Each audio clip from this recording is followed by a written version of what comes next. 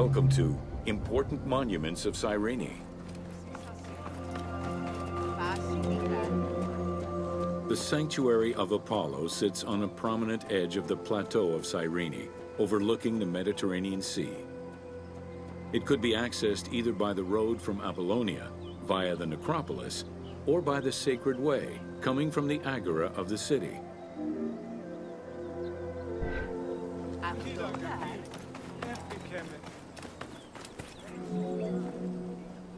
The abundance of temples and statues throughout the city reflect the various Greco-Roman and Egyptian cult influences over the centuries.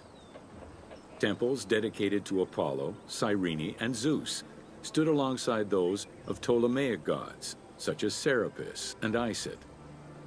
Numerous fountains were decorated to represent other gods, including the city's namesake, Cyrene.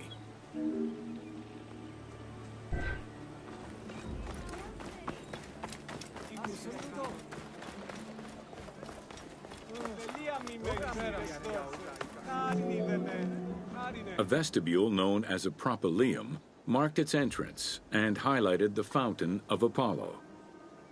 God of the sun and of protection, Apollo was an important deity to both Greeks and Romans. The sanctuary built in his honor was considered to be sacred.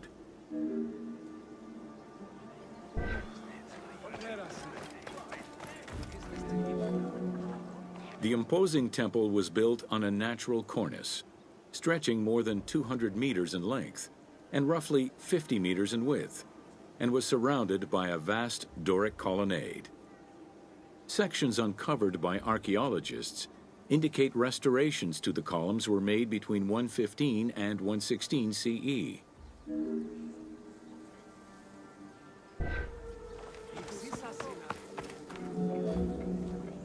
The altar was located in front of the temple.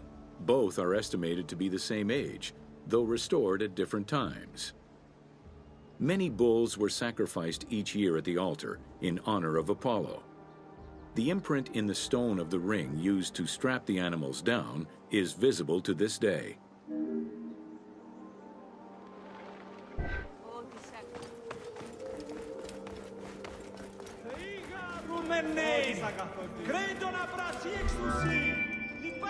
Carved during the Roman era, the Apollo Cytharide was discovered near the temple. It is considered an important archaeological find. The statue of Apollo was in pieces when it was uncovered. Remarkably, most fragments were found, and the restored statue is currently at the British Museum. The team extrapolated the statue's final look based on the current partial reconstruction, and placed it inside the temple to reflect the patron deity of the area.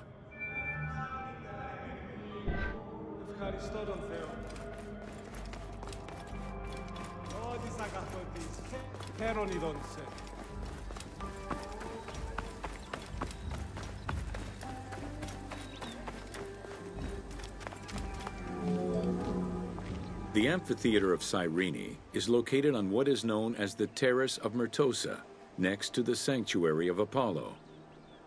It was built on top of the old theater in the 2nd century. Originally used as a stage, the theater became an amphitheater once the taste for Roman gladiatorial entertainment reached the city.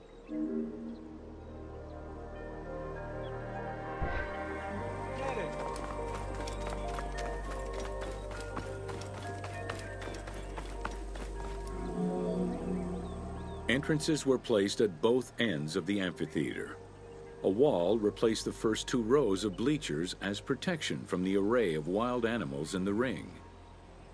The tunnel used for the parade of beasts and gladiators circled the arena, unlike the Roman Colosseum's tunnel, which was beneath the amphitheater.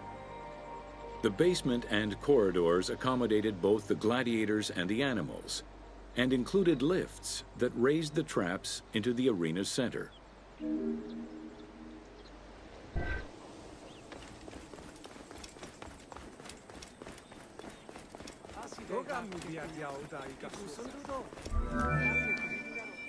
Since the original theater was close to the cliffside, the expansion didn't allow for a perfect circle. Instead, junctions of the semicircle formed the arena into an oval shape. This elliptical formation still ensured an excellent view from all angles. The team decided to create a perfectly round theater for technical reasons and used the structure of the Roman theater as their reference.